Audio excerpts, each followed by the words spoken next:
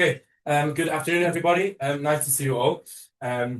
Just wanted to start to tell you a little bit about my brother Andrew, alav shalom. He was a very special individual, and he had all kinds of things to his name, including different kinds of learning disabilities.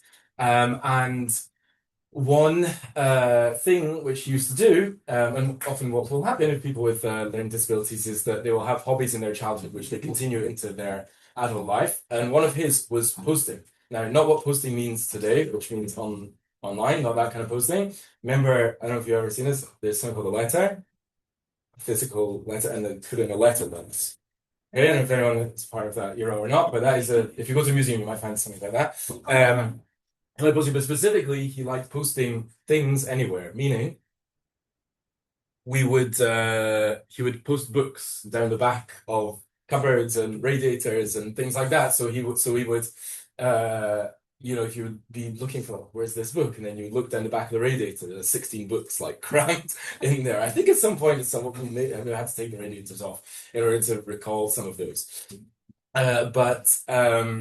But this was a habit that he had. It was something that he liked to do, which was, you could say it's certainly a neutral interest or even an unhelpful interest. You could say that that's something that he had.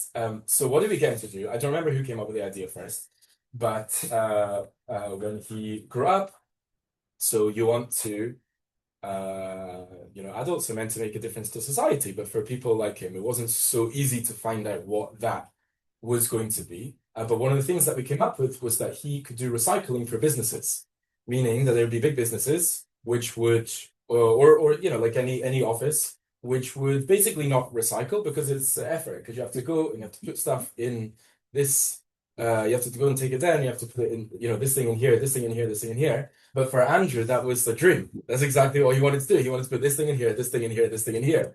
And so so that's one of the things that we've gone to do is to do the recycling for businesses. And interest of his, which was, let's say, at best neutral and at worst unhelpful, became something which was valuable. And that's basically what I want to talk a little bit about today. So I'll let you off a little bit because you're eating, but just pass some of these. That'd be very helpful. That is what we want to. This is what we want to talk a little bit about today. So we discussed that. By the way, fifth and final session in our series on growth and resilience. So everyone now, I'm sure, knows how to grow and is resilient. Of course, this is not the end of the topic, but I'm hope it has been a helpful start. What's your name at the back? Mai. Okay, Isaac. Nice to meet you. So we discussed that there's two kinds of ways that you can grow. It's two kind of like models of growth. There's the traditional model of growth, which is kind of like the slow and steady version, where there's a media that you want to build. There's something which is hard for you, and slowly over time, and we discussed how you can improve in that area. But there's another model of growth, which is what we call tachbolot yiknez from Mishlei, is that you should acquire strategies. What does it mean? In other words, you can call it hacks, which means that there are certain ways that you can grow through the back door, that you don't necessarily need to spend the time kind of pushing against yourself over and over and over again, but you can actually find ways to make that growth sort of happen, even with a little bit less work put into it. So we discussed one of those last time, and the one that we want to discuss today is essentially how you can basically lean into your own challenges, and through your challenges find a strength. Meaning, in general, what we are doing a lot in life is we're pushing against ourselves. I'm not good at this. Let me try harder. But to some extent, there's only so much you can push against yourself. And sometimes there's a time to embrace yourself. And there's a way that you can even do the right thing through something which you might think is something which is neutral, it's called kochot nefesh, like kind of natural propensities that you have, or even negative. Could be that certain thing which you have is negative, you can actually hijack that to use it for the positive. So let's look at a couple of sources to that effect. So number one, we have the Gemara in Shabbos, which says so. So it's in Mazal sha'a gorem. So it says that the mazal, the star sign, the constellation of the hour causes things. So this is not really our main topic, but Chazal do have a version of astrology. It's not the same necessarily as the one that you read. I don't know, because I don't read newspapers. That's what we used to read on the bus on the way to school. There's like newspapers and they had horoscope columns in them. Okay, it's not that. But Chazal do believe that there is a significance. I mean, it's based on the Nevi'im, but there is a significance of the constellations and different things in terms of when you're born and things like that. So there is such a thing. It's not necessarily our topic today to go into that too much, but that is certainly a factor, as we'll learn, as we're being told here, that's certainly a factor in your natural propensities.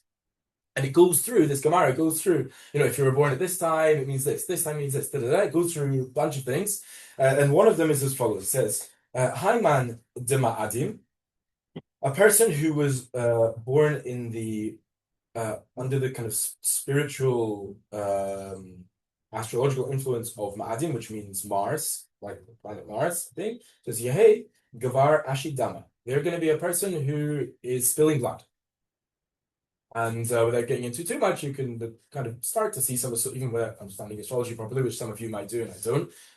But it's a red planet, and you see like red blood, different things like that. So this is what Chazal say, meaning that there's a certain natural propensity which you have, which is, it says, this is the kind of person that you're going to be. So that sounds a little bit damning. That sounds a little bit like you may be destined to live a life which is not good. But Chazal disagree with that. They say as follows. Amar Rav Ashi says there's a few different ways that this person could live their life. One of the options is they could be a bloodletter. I don't know if you know what that's that. Yeah, it was it was like it's the gold standard of therapy, peer-reviewed. Not really, but it was like the thing, basically, which was like meant to help everything. But what's the point is that could it would be doctor kind of people, probably nurse kind of people who would do this. So bloodletting is one thing that they might do. Ganva, they may be a thief. Tavcha, they may be a kol shochet, a person who slaughters animals for ritual purposes. Mola, or they might end up being a moha. And what you're seeing already here is that, wait, one second, this kind of like draw towards blood, or like maybe you could say a little bit of violence or something like that, might not have to be used in a negative way. Could be there's ways to use that exact thing, which is called, this person's going to be a, what's it called? A blood spilling person. Use that same koach hanefesh, that same propensity, could be used in neutral or even productive ways. Again, please, no one become a mohel based on this. Gemara, please consult. I've got my cousins in mohel. You need to discuss being a mohel, or anyone you know, discuss it with the practical people. So I don't know exactly that this sounds like extremely healthy, but in theory, you get the gist, you get what they're trying to say here. And then one goes further. So Rabba wants to question this. So I'm a Rabba, Anna Ma'adim Havai. I'm a Mars guy, and I don't do any of those jobs. Rabba is a rabbi, right? So he's not doing any of those jobs. So I'm a rabbi, but Abai says to him, Mar Nami Anish Vekatil. You are a judge, though, and a judge gives capital punishment, gives corporal punishment, the other way around. And so you do have a relationship to this, actually, you see. Even though it's very subtle, he's not putting his hands on anyone, but he's in a subtle way, he's also found himself living a life which is related to his natural strengths. So this is Gemara number 1. I want to show you a Mishnah which is even more extreme than that, and it's based on a verse which we're very familiar with. It says, "V'ahavta et Hashem Elokecha." This is of course from the Shema. It's always good when you learn something. you learn something new about something you say every day. So this was fascinating to me. So you should love God with all your heart, with all your soul or all yourself. Different interpretations. One might mean your means. With all your might, one might mean with all your means. Okay, so these are nice statements, but what do they actually mean? What does it mean to love God with all your heart, for example? So it says, with your two yetzers. B'yetzer tov u'b'yetzer hara. You should love God with your yetzer tov, and you should love God with your yetzer hara. So you think the whole time the yetzer hara is something that you have to fight against, which is true, which is one important model of growth that we need to know about. But there's another model, which is that no, you go with your yetzer hara, and with your yetzer hara you're gonna love Hashem. So we have to think a little bit about how to do this. But this is the idea. This essentially is the idea of, on the one hand, I've put here like channeling. There's a minimum. You have like natural strengths which you want to channel to use for the goods. You've got a starting point already here, so you can channel use it for the good. And even a natural, what you could call a weakness, a challenge that you have, even that could be used to good ends. I mean, that's what I call kind of like hijacking the yetzer hara, because you're actually using the yetzer hara itself. It's amazing. You're not overcoming the yetzer hara. You're using the strength of, and we all know. I mean, the yetzer hara is a strong thing, right? It's very strong. The translation, the evil inclination, the thing you're pulled towards things which are not good. So that's a strong thing. That can be a strong thing for all of us. We have different areas which we may struggle in. But that pull itself, actually going to use for the good. There's things like this. I don't know enough about it. Anyone into martial arts? So I also don't know anything about martial arts, but I was trying to look up because I had a feeling that there's different martial arts, and most martial arts you fight against the other person by pushing against, pushing back, karate and things like that. But there are some martial arts. I think judo is one of them. I thought Krav Maga was one of them, but I'm not sure anymore. Where you utilize the other person's strength against them. So you go with that. You don't push against them. You with them and use that to win. So this is basically what we're talking about in the realm of Ruchnia today. So we now know why Hashem created judo. Was because there's an idea of using the exact thing which is trying to bring you down, to use that exact thing to bring you up.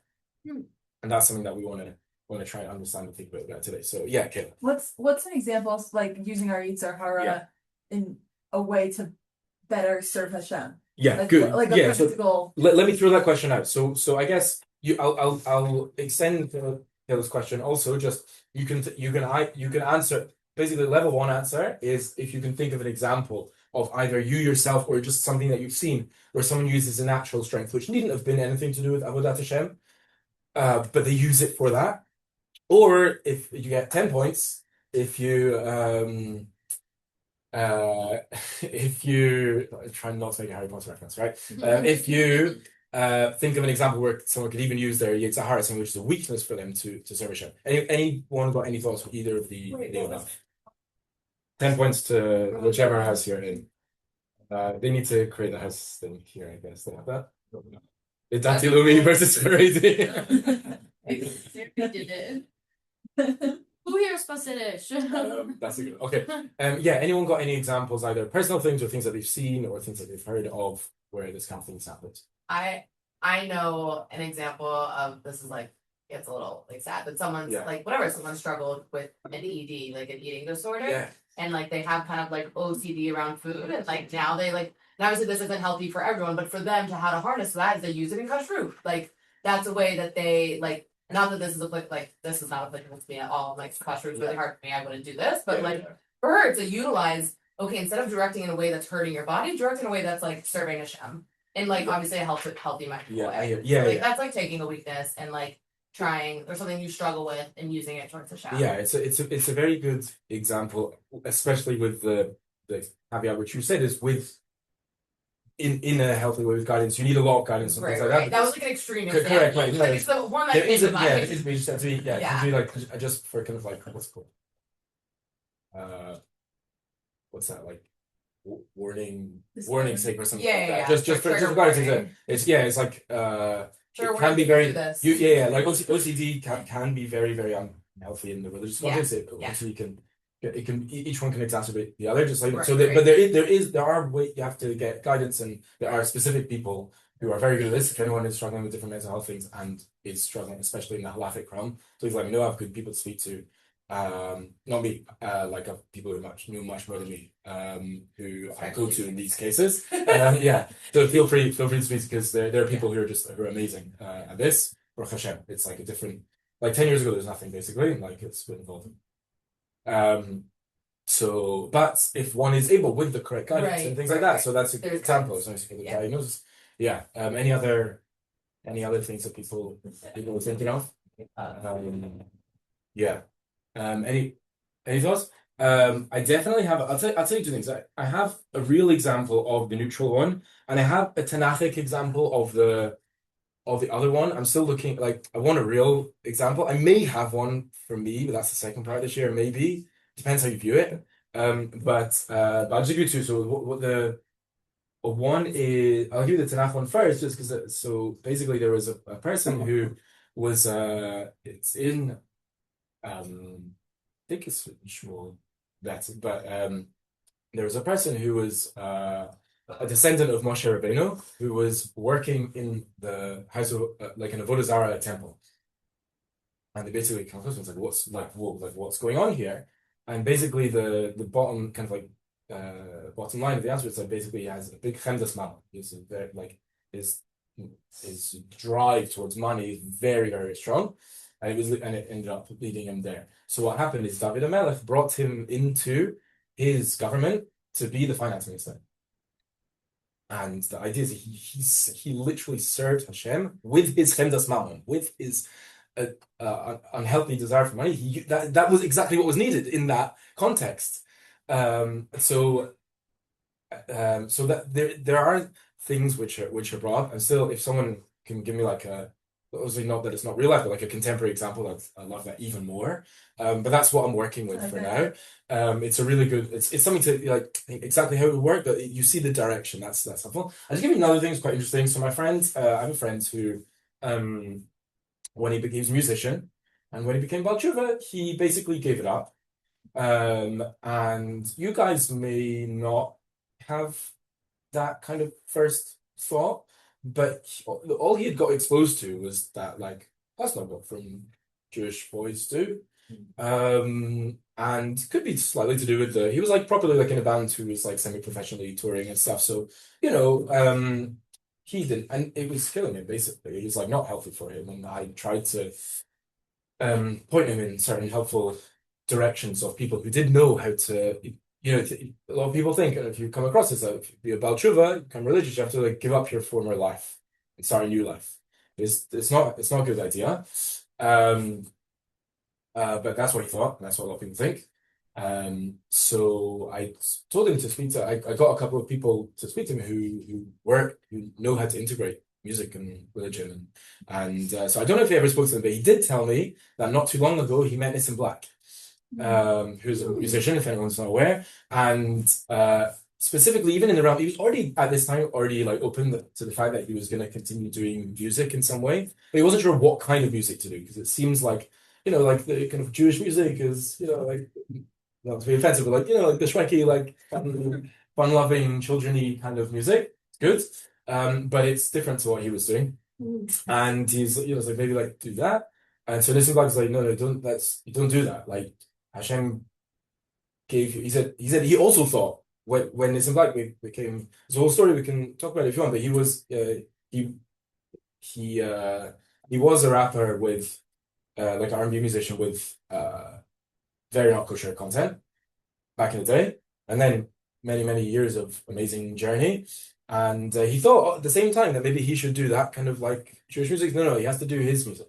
Hashem gave him this strength of his music. Now he was using that in a direction, meaning like relating to other religions and things like that, and also just negative things. He was using that, but he used that exact same kind of music, which had been pushing him in one direction. He realized that he has to use that in the direction. If anyone's ever heard Nissim Black's music, if you haven't, definitely look it up.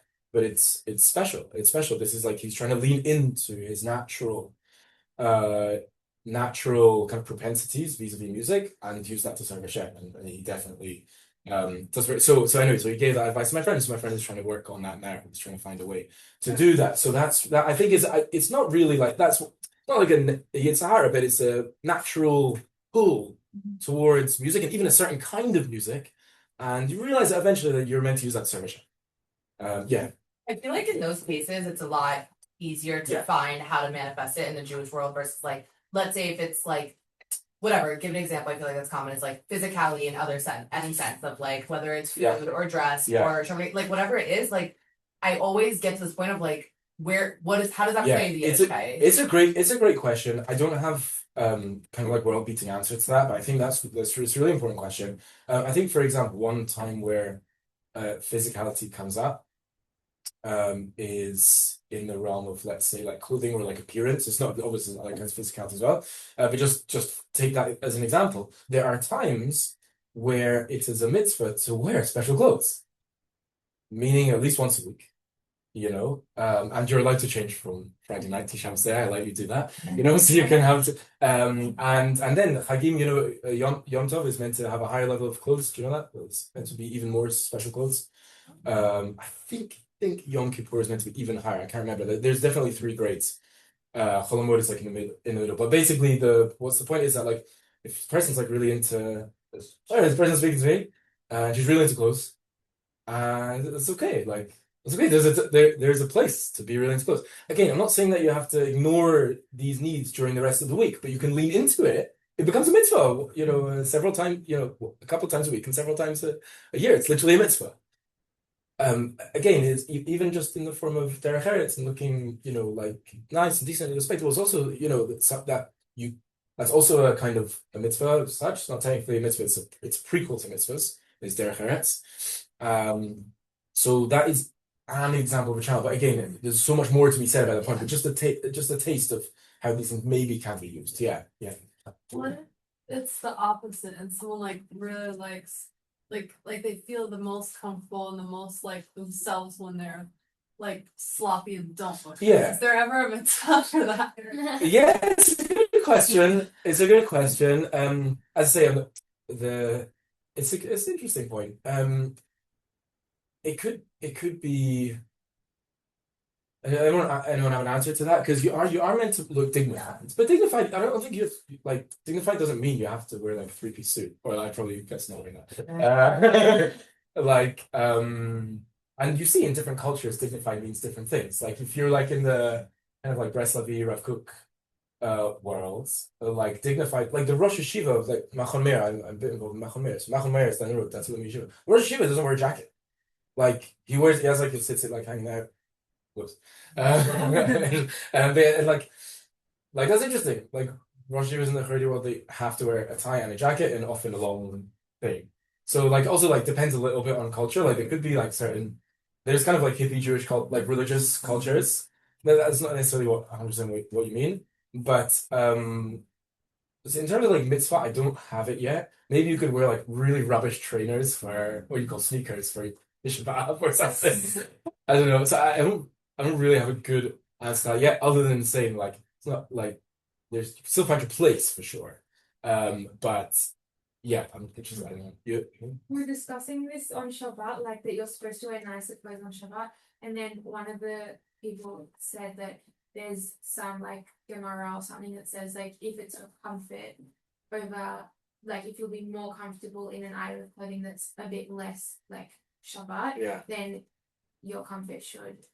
Which I did see a source for that. It doesn't fit with what I know, but there's a lot I don't know. So if you find a source for that, I would love to see it because it's so far from what I understand. It's like a little annoying. Like I'm like kind of uncomfortable in Shabbos actually. Like again, it depends on your culture. Like whatever, I'm a part of a certain culture, but like if you're in like certain Jewish cultures, like no worries at all. Like you'd be happy 24/7, 365. Like so no worries. Yeah. Mom just asked me because, like, honestly, sounds crazy, but like one of the hardest things for me about becoming Jewish was having to dress nice. Really? like it's so hard. I hate nice clothes. When you think nice, you mean like Shabbos nice, or you mean like just fancy, pretty clothes. Like I just don't. Yeah, I like hear. So I hear. It's a good question. I think who would be good to speak? You do need like female mentor to speak to this guy too. Like, who's a good person for that? What do you think? I don't know. I have found, like, at least in the world of technology, Yeah. that it's usually doesn't come from like such an altruistic place to want Yeah. to schlumpy. That's And yeah. it's like it's a lot of times connected to like self-value and That's also true. things like that. Yeah. But and that there are definitely cultures that you can wear more like free flowing, and even if you're not in that culture and you just don't really mind being a little bit set out, like things that are comfortable physically, but like looking nice. Like, Yeah.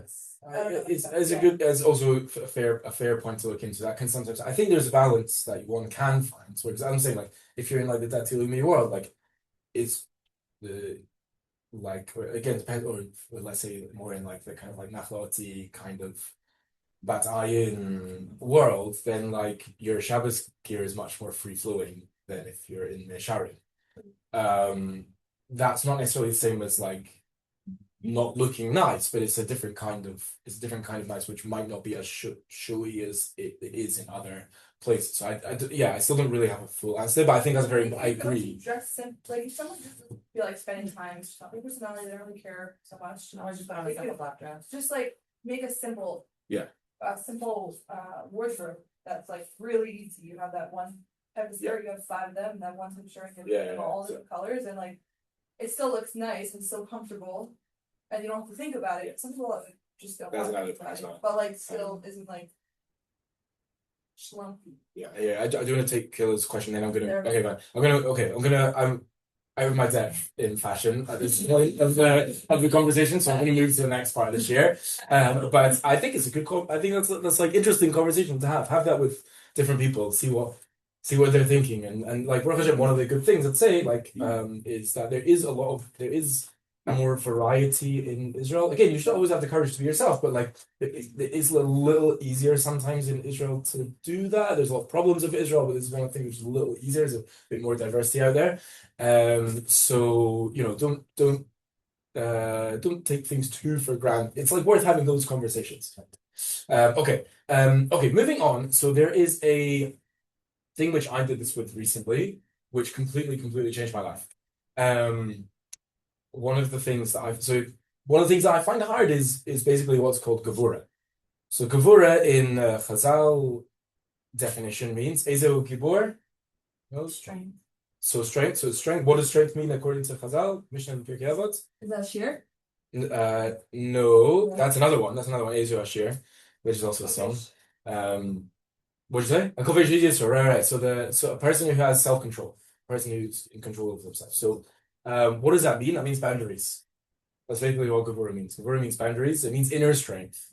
It doesn't mean strength going out necessarily to use against others. It means having strength to hold yourself. So that's less my natural propensity than, let's say, chesed, for example. So just your 2 paradigm midot, right? Again, there's a million details, but 2 paradigm midot. Character traits are chesed, which is like kindness, and then gevurah, which is strength. So chesed is where you go out in the world and you give. And it basically is about, chesed is basically about breaking down boundaries. That's basically what chesed is. In a good way, and also there can be negative versions of chesed, which is taking that too far or not in the right context. Anyone know where the word chesed comes up in Torah in a negative context? It's in a certain kind of prohibited relationship. Oh, yeah. There is sometimes where there's meant to be boundaries, and if you break down those boundaries in the wrong time and place, that's the wrong thing. That's called chesed, because chesed is about breaking down boundaries. So, but the point is like there's a natural flow of going out and giving and creating relationships, things like that. That's one. There's other paradigm mida on the other side is Gevurah, this inner strength, which is basically doing the exact opposite of that, is knowing when to say no. You want to give. There is a person, I'm going to do so much, but there's a person who's amazing did amazing things for the Jewish people, but had a lot of problems, and they used to get basically what happened is they used to get paid for things that they did, and they would see like decent money, and then they would see like poor person in the street, and they would just give all of their money to them. It was very nice, but then their family wasn't when they passed away, the family wasn't left with them. So that's wrong. So what's called for Gevurah. What's called for is Gevurah is that you can't just give everything to everyone. So sometimes you have to say no. And sometimes and there's different versions of that. But to have that inner strength with something that I want to say no, something that someone wants of me, sometimes you have to say no. And to be able to hold yourself, so that's something I find very hard. I find that harder. It's less my natural flow than chesed. So I've been trying to work on this for years, and it's got better in the traditional growth model, as practice. As my brother told me this from his teachers. It's not really practice makes perfect, but practice makes better, which isn't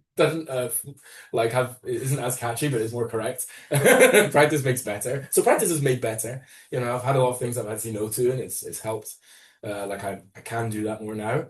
But I'm still going against my nature when I do that. But there's a way that I found that I can actually that I can do this in a way which is with my nature. So let's take that journey a little bit and look at the following couple of sources. So first, there's a very, very interesting Sfat Emet. It's one of the Rebbe's says first. This is Be'inyan Shmo Shel Yitzchak. So the name, this is kind of a thing that I've been battling with also. So the examples, a lot of the midot in the Kabbalah, what we talk about, are attached to figures in Tanakh. So the paradigm Chesed person is Abraham, and the paradigm Gevurah person is Yitzchak, right? So this is something I've also been I'm called Yitzchak, and so I'm struggling with this thing. But listen, then when I learned this Sfat Emet, it completely changed everything. So Binyan Shmo Shel Yitzchak, Al Shem Tzchok. Anyone ever thought that? The person who is related to strength, inner strength in the Torah, is called chuckles.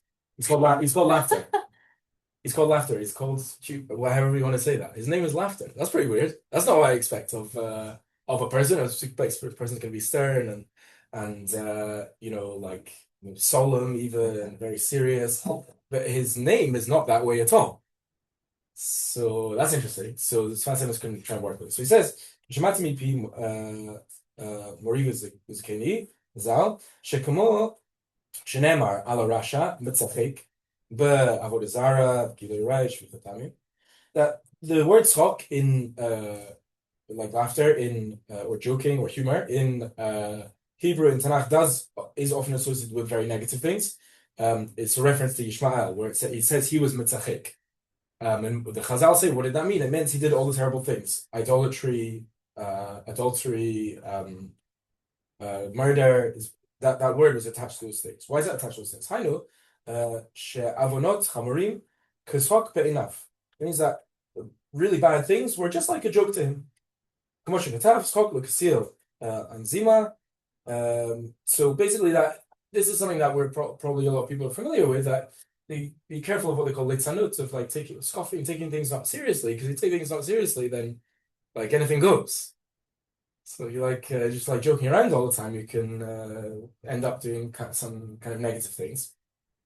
And then people give you feedback, and you just so that's one of the things I don't like. I say what one needs to understand. There is one needs to understand how to think about the claims of atheists, because there are smart people who are atheists. I once got the opportunity to ask Rabbi Sachs, why are there so many intelligent atheists, and he gave me an answer which we can talk about another time. But there's a thing which is problematic, which is atheist comedians just saying that they basically make a joke about it, and everyone laughs, and then they didn't make any point of substance, but it was with a laugh, and then everyone just kind of is going with that, and all boundaries can basically be crossed. So a lot of people are used to negative associations with the idea of tzchok, of laughter or humor or of joking. However, kein lahefech, the exact opposite can also be true. But tzaddik Yitzchak, afilu alav shalom, Yitzchak did the exact same thing in the complete opposite direction. So, Haya kol tachbulei yitzara k'tzchok. The strategies that the yetzer tried to use against him was like a joke to him. Uma shla adam acher har gavua, what for another person would be a big mountain. Ki haya ish kadosh mirechem Gevurah, and because he was this holy person, and when he would see the yetzer, he would be able to laugh at the yetzer. It's very clever, because what does laughter do? Laughter takes the weight out of something. Yeah. Like the bogger. Yeah. Oh, okay. Good. That's very good. Oh my gosh. Okay, very good. Okay, I won't necessarily give the full Harry Potter background to anyone who didn't get that, but that's a really good shout. But there's such an idea of something which is which is basically like negative, which is very, if something is very negative, what laughter does is takes the significance away from something. So if you do that for take the significance away from good things, that's bad. What if you take the significance away from bad things, or you take the significance away from something which is pulling you there, and you make a joke about it? So you just did the most holy thing. It's amazing. You just took something which is really it's really fake news. The yetzer hara is like the big fake news person. It tells you this is a good thing for you, this is what you want. If you can find a way to make a joke about that, then you just overcame it in a completely different way. You didn't push, like, no, but I really think it's good. You just joked about it and it's over. So therefore, what about this Yitzchak, who's the big Gevurah guy? So Yitzchak Ki'im sheYitzchak hayalo midat hayira va'pachad. So what's associated with Yitzchak is yira, fear, pachad. It's all this kind of like fear of God and Gevurah are going together. They're the things which are kind of like the standoff. Yira means you take a step back, right? So that fear of God. So you imagine like someone who's like advertised like this is the main person who has fear of God in Tanakh. Like, what would you think that person would look like? It says. It could be that all you would see when you see him is just joy. That's the yira guy. That's the Gevurah guy. The guy you think is going to look very serious and stern. He could have been like probably the happiest person in his generation. And it's just, so this was like a life changer, because you think that these things are opposites, but they can really be on the same team. You can achieve what is Gevurah. Gevurah is being able to overcome the yetzer hara. So there's different ways that you can overcome the yetzer hara. The traditional way is obviously you do need to build up your kind of traditional strength in that sense. Of course, we talked about that, but what we're talking about here is this like the hack, where like, what if you're good at what if you like a bit of a laugh? You too can be a gibor. You too can be a person who's strong. Yeah. Sorry, how that, like how laughing. Yeah, it's a good, yeah. So in terms of like we get I think the concept is okay, that if there's something which is like a negative, like an argument being made by the other side, then to make a joke about it can take away the significance of that. What does it actually look like in practice? So I'll say one more thing in a minute from Rabbi Nachman, but I think the closest I can think of is you still have to recognize it's the yetzer hara, which is a bit hard sometimes, because usually like we get confused between the yetzer hara and just what is right. But let's say, for example, that's a thing which can happen. I'll talk more about this soon, but let me put this together with the next source, if that's okay, because it's going to help us a little bit to make it more practical. So this is this second and last source in this part is from Rabbi Nachman, and this is the line that most people are familiar with, but they're not familiar with the whole piece. The whole piece is amazing. I'd love to learn it all with you at some point, but he says just a part of it. I thought I'd just bring to you. It says number one, it says mitzvah gedola liot b'simcha tamid. So there is a big mitzvah to be happy or joyous always. Okay, so everyone thinks, okay, this means like life is easy. No, look at the next line. It says, you have to be strong to distance depression. Meaning, all right, it's not just like happy-go-lucky, like everything in life is easy. No, he never said that. He said that there's something called Simcha, which is really important, and it's hard work. That's what he said. But it's an avodah. So it means, it's like, I'm not happy. So, as I'm trying not to necessarily get into like clinical level stuff, it gets more complicated. So let's just say like, I'm just done. So there's a mitzvah to be happy and I'm done. So I'm stuck. So at least in general, even though said 100% how to do this yet, but he says, no, it's okay. You don't have it now, but there's something called avodah, something called working. And it's something to work on your happiness. That's the interesting thing. That's what, in many ways, it's like homework. Things to think about. It's like what it means to work on your joy. Because when it comes easy, okay, so then it's here. But when it's not, I'm a bit like that. It's like I'm like quite a happy person in general. When I get down, I don't really know what to do. So this is a whole journey I've been taking. It's also like, how do you work on joy? So that's it's a question for you to think about. But what I really want to doing is this next part. So what is the thing that you can use for this? Is vafilu b'milei d'shtuta.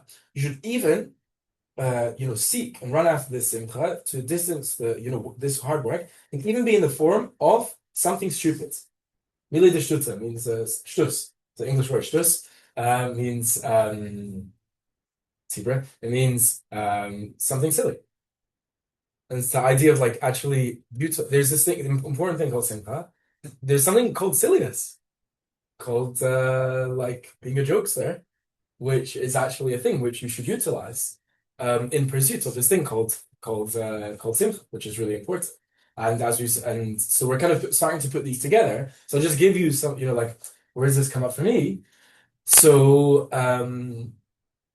so be it in terms of being like down for one reason or another, or there's different kinds of yetzer hara. There's also like being angry, like angry at a person or situation, something like that. So if you're able to find some way to make a joke about that, so that's firstly that's Gevurah, because it's yetzer hara. To be down is yetzer hara. Again, I'm not saying it's not normal. It's normal. It's normal. Just saying, but like it doesn't help you in life. So it's a yetzer hara, and to be angry at someone is a yetzer hara. Anger is it's the worst. It's like you're not fully in control of yourself. Like when you're angry, and if you have that experience, like you feel you're angry, like you feel like yourself like getting hotter. It's almost like it's like it's not good news. So it's all yetzer hara to be angered, to be depressed, things like that. Again, it's natural, but I'm saying, but we're talking about working on things which are natural, and how can we work with that? So if I recognize those things coming, by the time I recognize those things there, so what I can do is I can try and find some humor, and that can really help me. So just for me, like, there can be different versions of this, but even doing like I'm just like this is a bit, okay, it's like a little bit of like a open session, but it's really important for the learning to have examples. I just think it's like stupid things I do, right? To the one, I think I was angry at a person, and I said literally like it's a bit dangerous. I live in Kiryat Moshe, right, which means that sometimes I'm like that's where you live for a lot of people. So it's a bit so just don't come around my part of Kiryat Moshe, because at one time I just like ran down the street and did like a kung fu kick, and I said, "It's a hara, is that all you got?"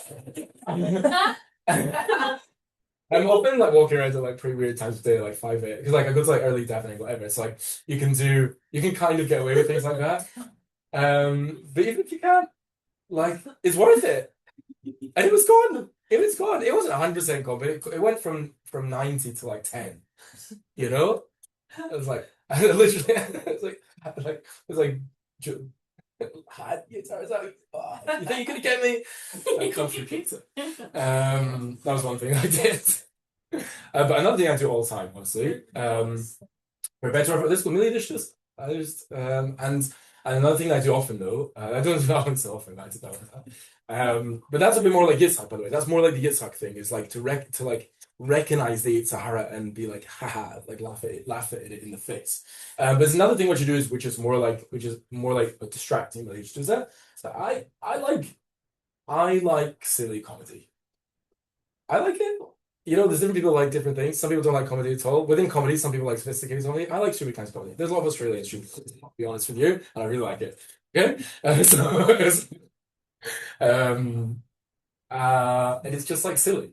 There's no meaning in it. It's just stupid. I think it's really fun.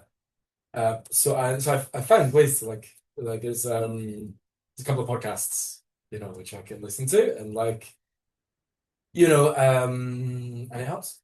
And even when I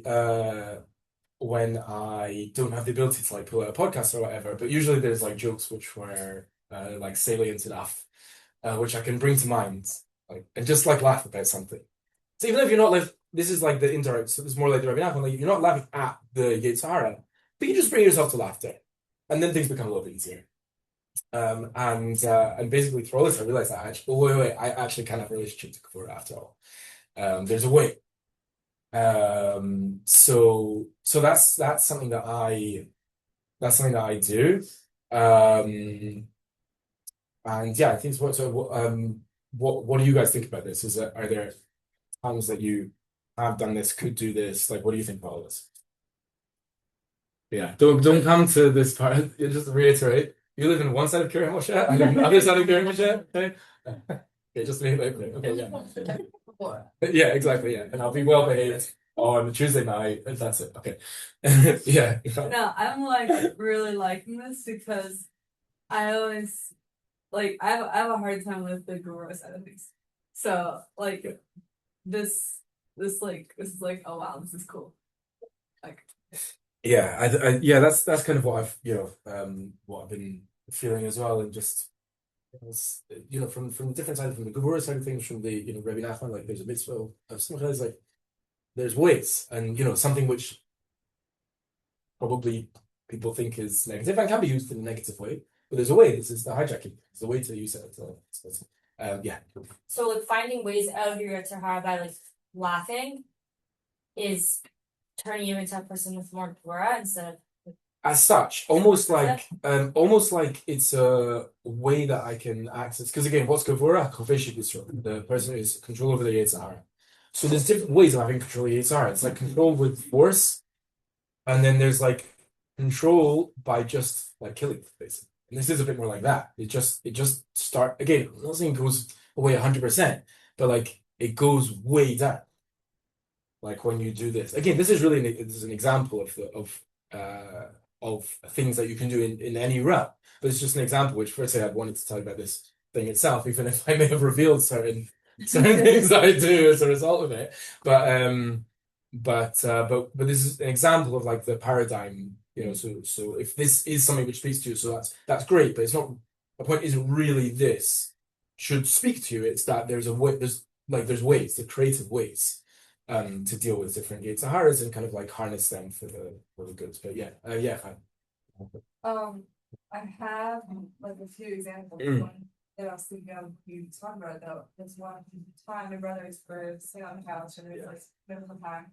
Yeah. They were like, but one of them said to the other one, he was like, "You want to go to Minion?" I was like, "No." And they both simultaneously got up and went. Yeah. It was just like all of us together just laughing because it was like so like it was so like raw and honest. Yeah. We were like, "But we're going." That's another thing. Like the I mean, it comes up also in comedy, but like the kind of like using honesty. Yeah. It's like quite funny sometimes. It's like, wow, is that really how I feel? Yeah, that's how I feel. Okay. I feel like Yeah, exactly. personifying the yetzer hara, like when you like kicked it or whatever. Like this morning, I didn't want to get up, Yeah. and I was like, I need sleep, and I was like, Yeah. that's literally my yetzer hara talking, and then I was like, this is ridiculous. And I was like, Yeah. okay, just get out of bed. And I Yeah, was like, yeah, even just like talking from the yetzer hara and acknowledging it, I'm like, okay, fine, I can't listen. Yeah, it is a bit based on Chazal. Not 100% of the thing that I'm talking about. There is a bit which is based on Chazal. Is that the lulav, the moves that you do with the lulav. Mhm. So as you go like back and forth and stuff. So one of the things that one of the Chachamim used to say is like that I'm what's it called? Like poking the yetzer hara in the eye when I'm doing this. And then I think they say the Jews. I think they say like don't do that when you're lulav because it's like a bit provocative. But like anyway, there's like I think completely. I mean, I'm completely mad, but also you're sometimes allowed to be completely mad. I was like, it kind of gives a little more like. Not that there is a meaning, like you shake the lulav says, but like you do feel silly, so you might as well be like, I'm getting my yetzer hara with it. Yeah, and the truth is, it's a real thing. There is a whole tikkun thing which is going on, which actually is that's sort of version. It's a version of that's a humorous way to say it, but like that is actually in certain sense what's actually happening. Yeah. I also feel like the only time I've seen the word like laughter in the Torah, and at least where I saw it, was like so now to see that word and that like use of it being put into something different, I feel like that in itself is already Gevurah because you're taking something that's like supposedly bad or negative or has such bad connotation to it and putting it into something that you're using for good. So I feel like in using laughter itself is already like part of where this Torah comes in. Yeah. Is that good shout. correct? Yeah, that's a great shout. I just had to one say before it comes to time because the two things is one. I don't know if this was from an earlier source, but Rabbi Shoshan, I don't know who he knows who he is. He's currently he's in charge of Olami to some extent, or in like North America or something. But he's great. He's great, and he told us once. He's made a couple. You noticed that it's like we all know the women were not involved in Chet Egel, right? What's something which was the opposite is that in Kriyat Yamsuf, so the women sang and danced. The men sang, but the women sang, danced, instruments, etc. So the ones, so it's not necessarily a coincidence to put two and two together. So the ones who danced at the sea didn't dance at Chet Egel. The ones who didn't dance at the sea danced at Chet Egel. And so you see that you have to you gotta have a bit of joy. And if you don't have it in kosher ways, you might find non-kosher ways to have that.